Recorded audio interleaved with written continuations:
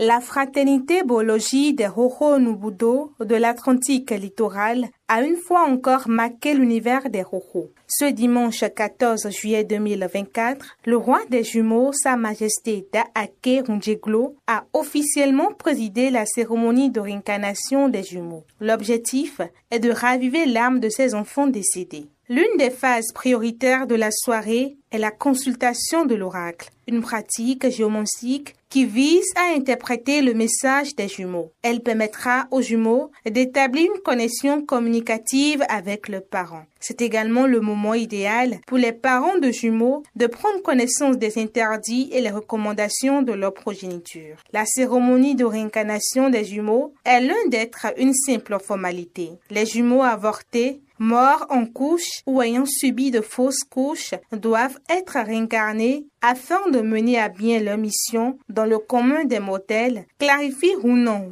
Runti, prêtre Vaudounon. C'est Daake Rundjeglo qui nous a invités pour la cérémonie de réincarnation des jumeaux. Nous l'avions commencé depuis le matin. Les jumeaux, ce sont vraiment des êtres vénérés. Ils n'ont ni père ni mère. Néanmoins, il y a des cérémonies qu'il faut nécessairement faire. Il faut les réincarner en ce sens que c'est un enfant que tu as accouché. Quand on accouche à l'hôpital, il faut impérativement ramener le nourrisson à la maison. C'est la même chose ici aussi. Sur ce, il faudra faire appel à un spécialiste. Et c'est Daake Rundjeglo, ce spécialiste.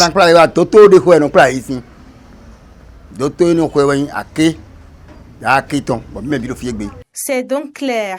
Il faut impérativement réincarner les jumeaux après leur décès pour avoir la vie plus ou moins facile. Cassius, un jeune père de jumeaux qui faisait partie de l'assemblée, a attiré notre attention. Malgré son innocence, il n'a pas échappé à la colère de ses enfants mystiques, écœurés par les parents de son ex-petite amie qui s'opposait à leur union.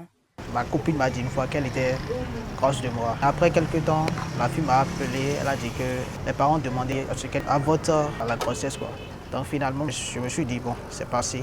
Mais finalement, ça refait face. Même après avoir subi des fausses couches, les jumeaux ne font pas de cadeaux à leurs parents si les rituels liés à leur apparition, en l'occurrence leur incarnation, ne sont pas respectés. Louisette Torwete est une mère de jumeaux.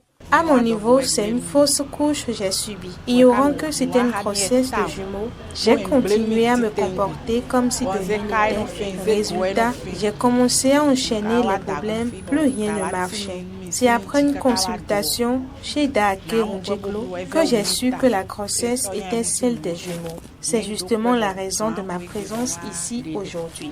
J'invite tous les parents de jumeaux ayant connu le même problème de réincarner les enfants, faire les cérémonies nécessaires liées à leur apparition pour avoir la paix. Comme toute divinité, les Rojo ont également reçu des offrandes au cours de la cérémonie. Il s'agit d'une mixture de friandises, de boissons, de légumineuses et de volailles.